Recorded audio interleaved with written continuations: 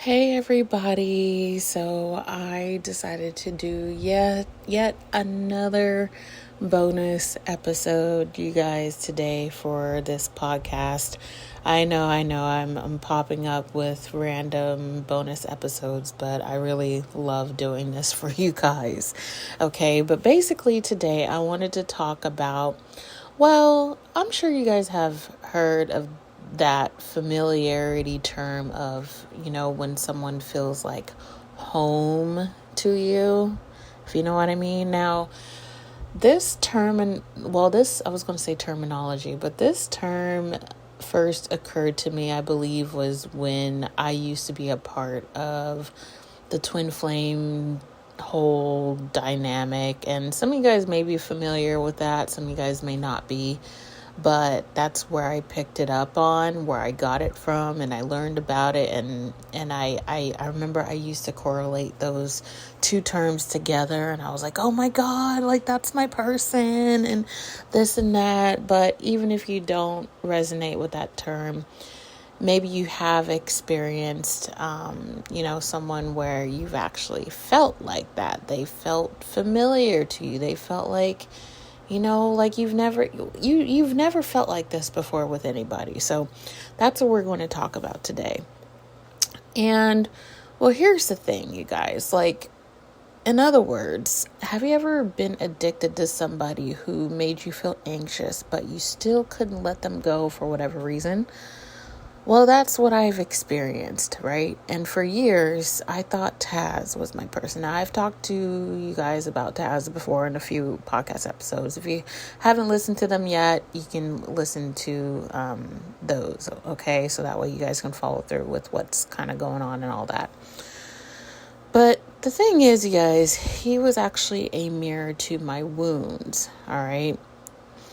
And we're going to talk about how I broke the emotional spell of calling inconsistency love, and how I was able to finally build a new home inside myself, okay? So first we're going to talk about the illusion of home, okay? Now, let's talk about why somebody like Taz felt like home to me. It wasn't because it was real love. It was because my nervous system had been trained to associate inconsistency, highs and lows, and craving validation with connection. I confused activation with affection. Taz wasn't showing up fully. He wasn't consistent, you guys. But every time he would come back, if he did come back, that is, I would get breadcrumbed, or he just basically just wouldn't give me, the attention that I deserved. And he would only give me enough attention to feel hopeful again. And I clung on to that false sense of safety. He reminded me of chaos I normalized growing up. And that's why he felt familiar. But familiarity doesn't equal healthy. And it took me a very long time to realize that. I'm talking about 7 years plus, you guys, okay? Yes, I know that's a long time, right? So, of course, as time went on, this is when I started realizing the pattern. Now, looking back, I actually started to see the signs that I was overgiving. I was anxious all the time, wondering when he'd respond or show up. I kept trying to fix things, trying to make him choose me. I was just doing everything under the sun, okay? Even spiritual work, aka the law of assumption. And when I was even doing things like, twin flame stuff. Like, I used to be part of a twin flame cult as well too, you guys. And well, she had cult like tendencies, but that's a whole nother story within itself. I might do one day, but and that sort of thing, that where I thought I was doing all these things to where I thought that it was going to help me be in a relationship with him and all this other stuff, right? I've done the whole scripting, affirming, visualizing, chakra work and doing mission and all these things that didn't even do anything, okay? And the thing about it, you guys, is that with all this stuff I was doing, I never got any progress with it. Like, everything just stayed the same. Like, nothing was ever changing. He was still inconsistent. He was still wishy-washy, cold at times with his behavior.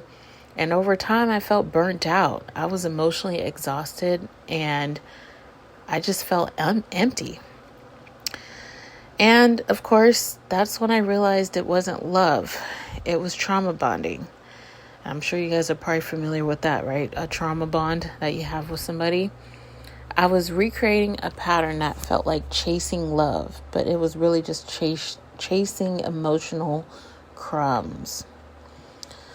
So then I reached a breaking point.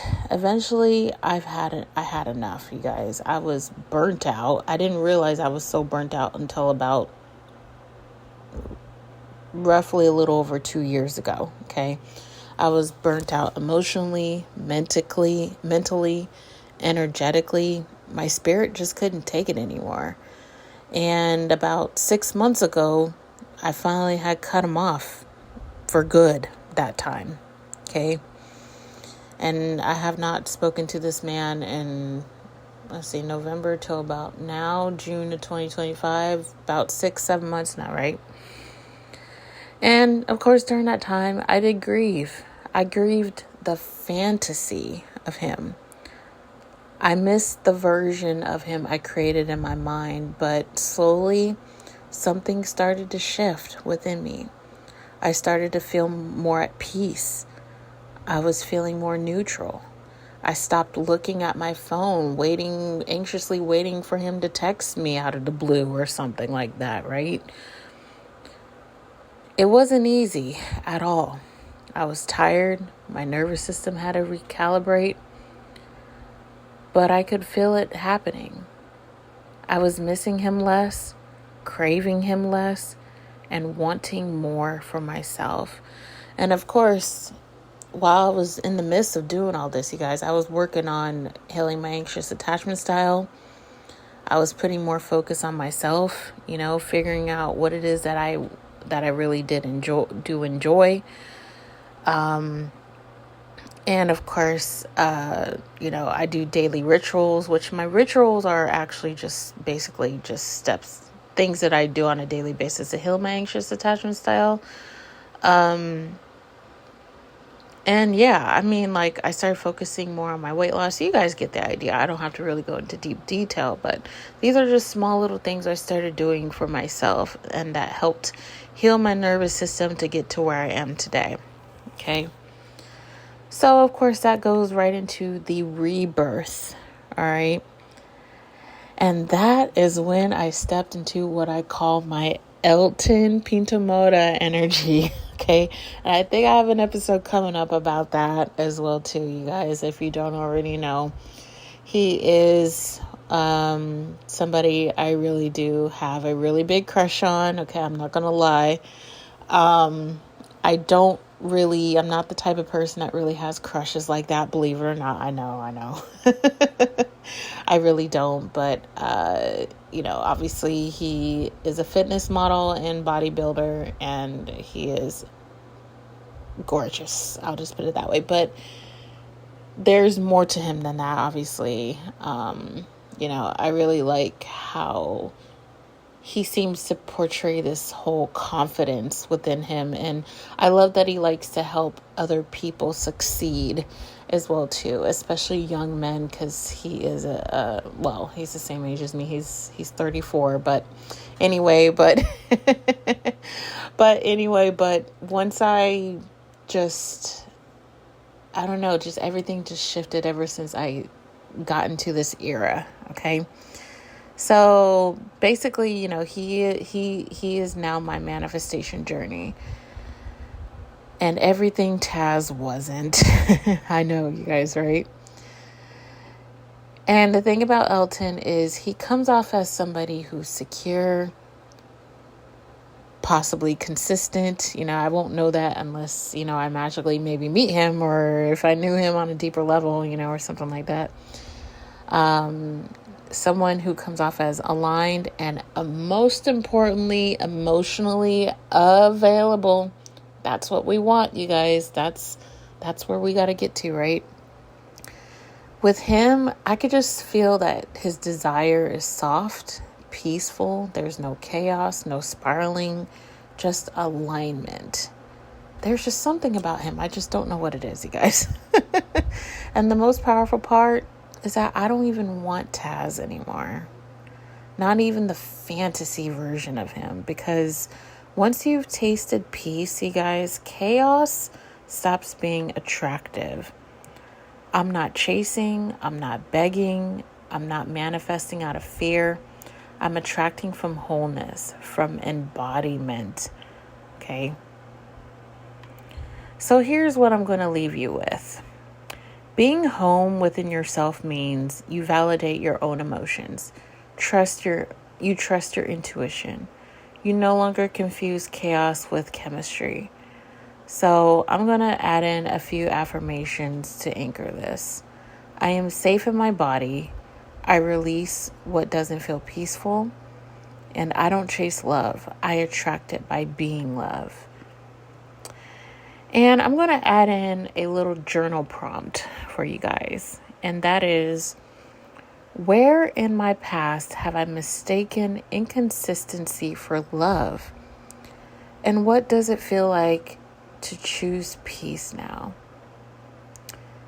Thank you guys so much for being here. And remember, you don't need someone else to feel at home. You are the home. Until next time, keep glowing and keep choosing you. And I'll see you guys in the next episode.